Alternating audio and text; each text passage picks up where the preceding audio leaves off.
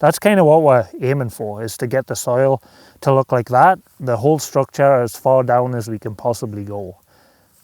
And that's not what it was like when we first came here. It didn't resemble that at all. You smell it? Oh yeah. It smells so good.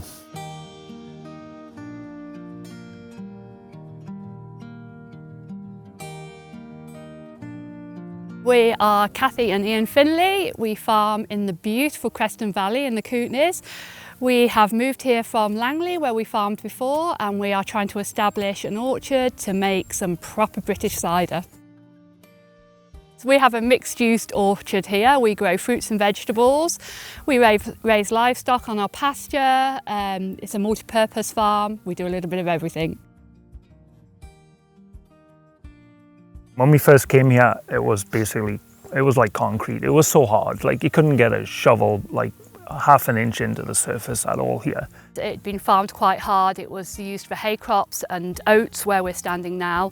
The previous farmer did a lot of tillage and would reseed every year and add no additional inputs. And so the result of that was that the soil was really degraded, that there was a compaction layer just 2 inches down, the topsoil was just dust, it looked like desert out here.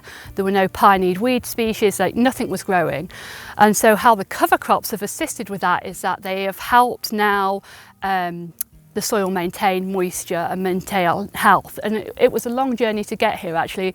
On Joe's advice, we did things that felt wrong. We put a ripper through here and disturbed the soil even more, and it didn't feel like the direction that we wanted to go in, but actually it broke everything up and it allowed moisture and things to get into the soil, which enabled the soil to then regenerate and get better on its own. So as Cathy touched on, we came through here with a ripper, which is aggressive. It's, I don't know, 3 feet deep, big set of points. We ripped this whole orchard both ways the first year, and that left us, I guess, with a different challenge. So the material that came from that, the soil was blocky, like I'm talking like blocks of soil. So we were somewhat forced to be able to allow us to seed. We came in here with a disc, which is exactly what really you don't want to do. So we broke up everything back into smaller pieces, or at least pieces that would actually sustain the contact with the seed. The first year was not particularly successful. We put irrigation to this the following year, and we reseeded again. And already we could see a change in structure at that point. We talk about soil structure, I guess, is the biggest thing that we're trying to alter here. The whole idea is that we get aggregation in the soil.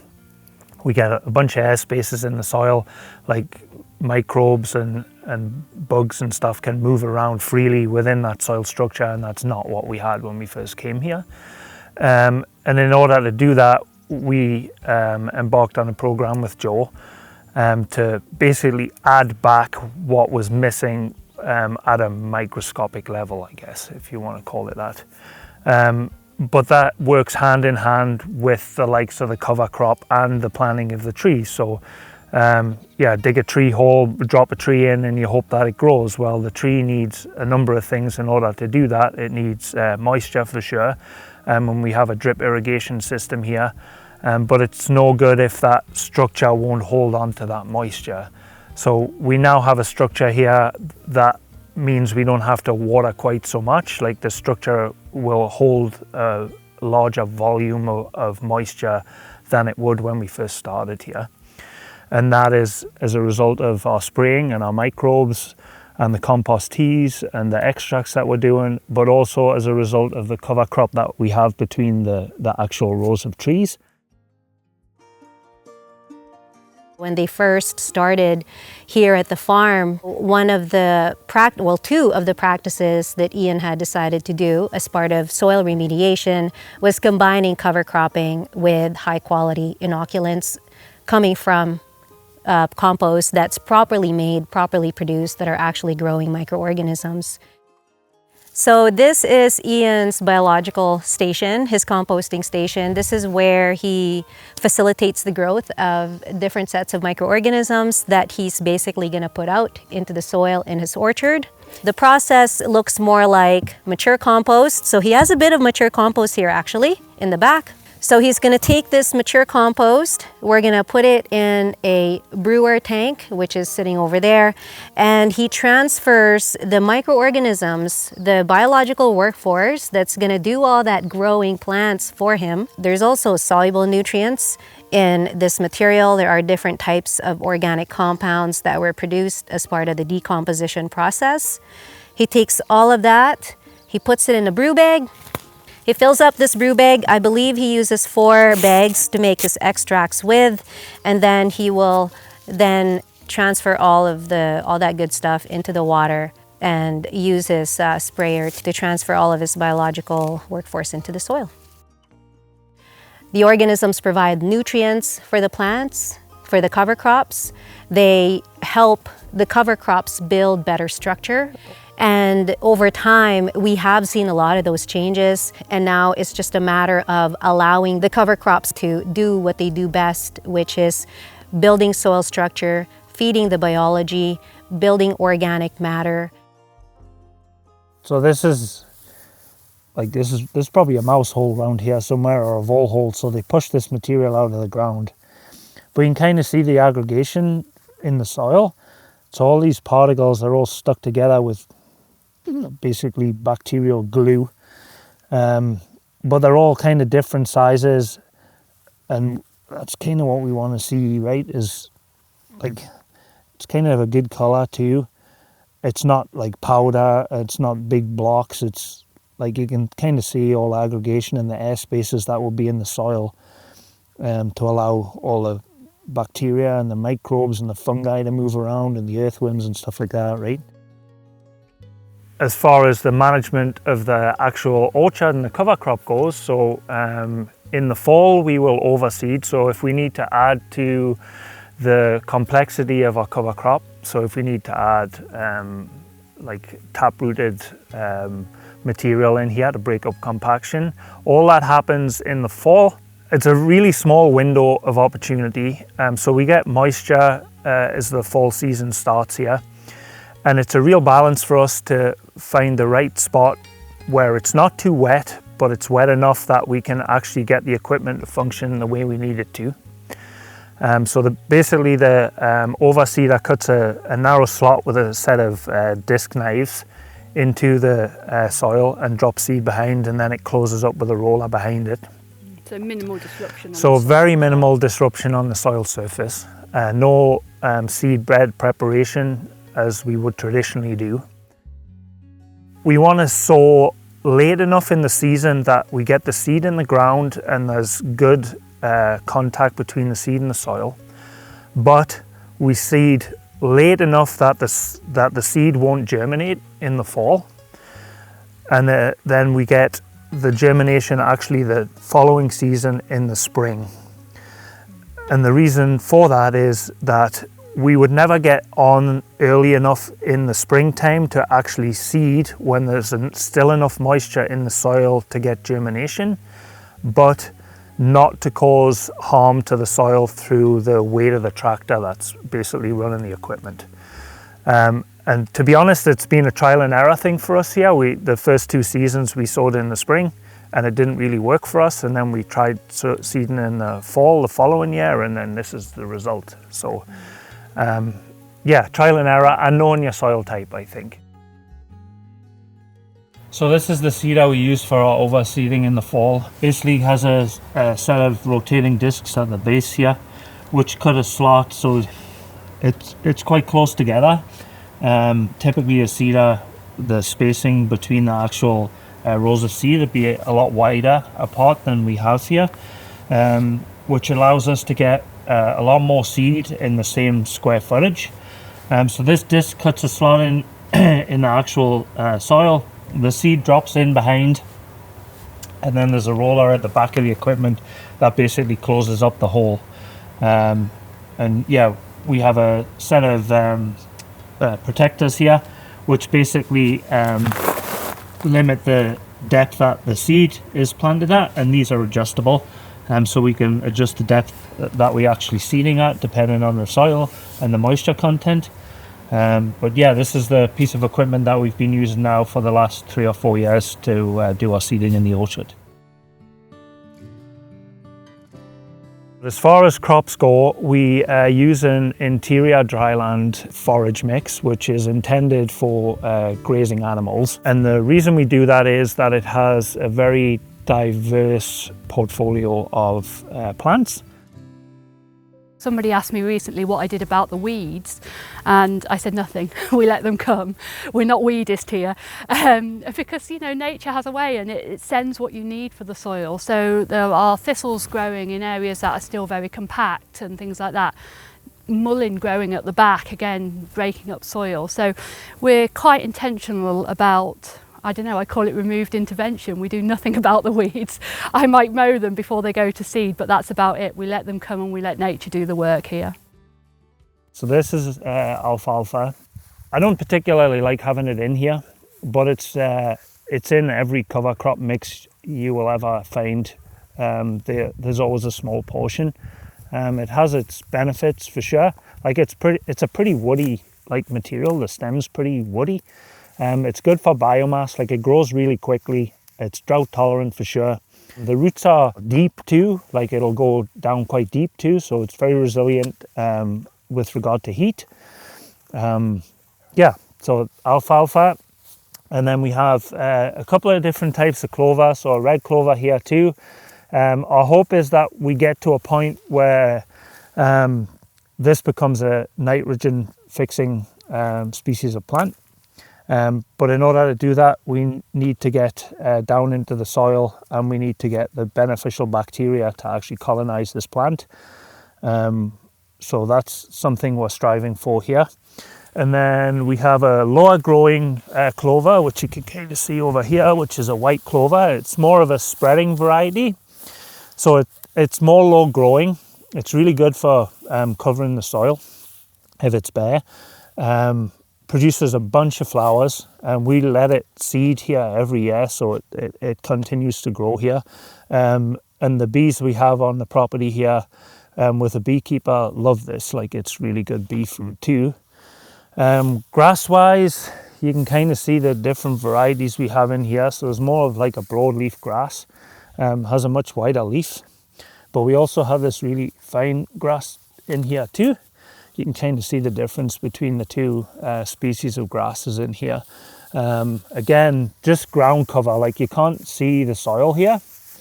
And that's kind of the aim, is that we don't see any bare soil. So we have good coverage with this fine grass at a lower level. And you kind of see the material that we mowed down already last year. And the whole idea is we get as much of this material growing in the season as we possibly can, and then we make sure it all gets knocked down and it gets into the soil, and then during the winter months it'll actually get pulled into the soil. Like the organisms will take that as food, right? They live on this stuff. So yeah, we will mow this probably, depend on the weather, 3 times a year usually in the orchard is enough for us. We're mowing now in blocks of 40 rows, so we always have habitat at this stage for our pollinators. When we first started, we would mow the whole orchard. It would take us probably 2.5, 3 days to get mowed through here and weed whipped around the trees. But then it's like a barren desert as far as pollinators are concerned. There's no food here. So we've altered our practice to ensure that we've always got something at this stage for our pollinators so they don't migrate somewhere else. We touched on weeds, if you want to call them that. So we have a bunch of daisies in here, good for pollinators. We don't pull them out of here. They're part of our cover crop. They will disappear eventually as the soil changes. We still have some deep tap-rooted weeds here too. So dandelions are still here. They have a really big, long, deep taproot, and they're still, so we're still dealing with some compaction here, like nature's trying to fix a problem we have here for sure. We have some docks elsewhere in this orchard too.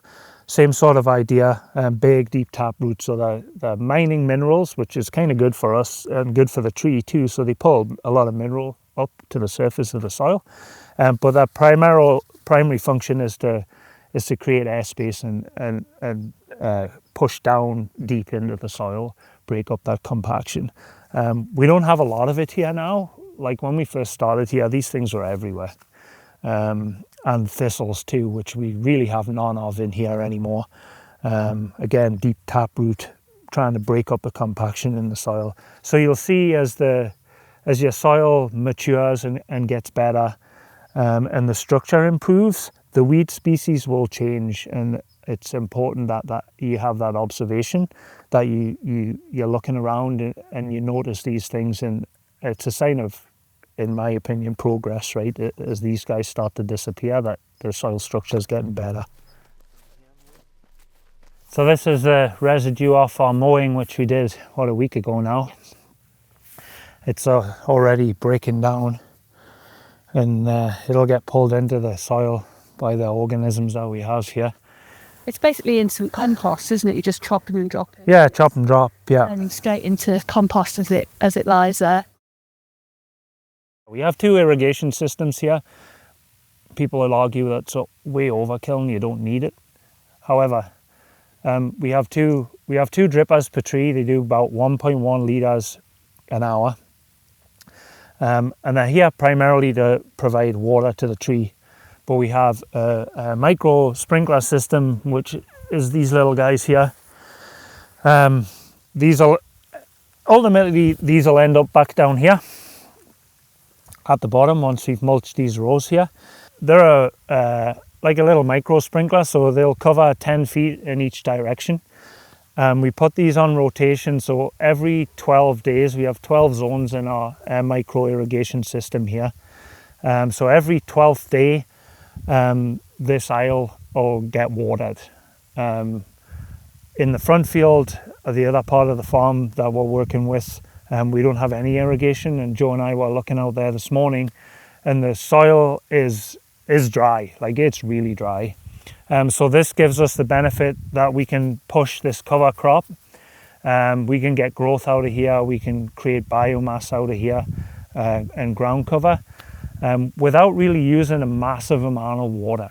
Like once every 12 days, the ground gets a good soaking here for one day, but then it won't see rain again for another 12 days. But that's enough moisture for this material to end up back up here in probably 2 to 3 weeks.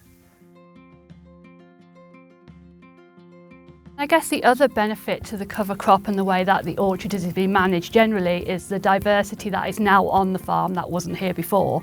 Specifically where we've sown, we've created that, we've managed that, but in terms of the native species that have come back as well, when we first came here, nothing was growing. By about year 3, I was noticing maybe 3 or 4 plants of mountain arnica in one of the forests. This year, the forest floor was yellow from the mountain arnica. It was so prolific. And that's just one example of the many species that are growing. And that's not farmland that we manage or we intervene in or we spray in. That's come as a benefit of the healthy environment that's been created here. We also have put in an irrigation pond here so we can help manage our water better, and that has brought back a number of different species of animals.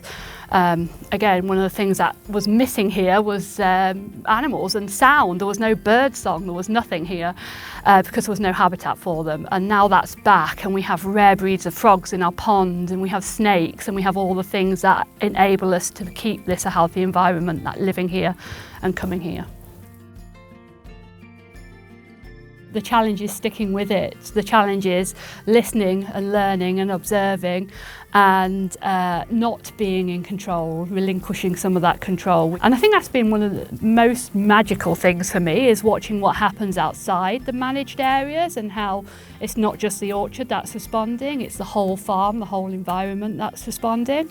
But it's not easy to do that. It's not easy to watch weeds grow. It's not easy to not come and mow this and have it look nice. You really have to show some restraint and trust the process a little bit.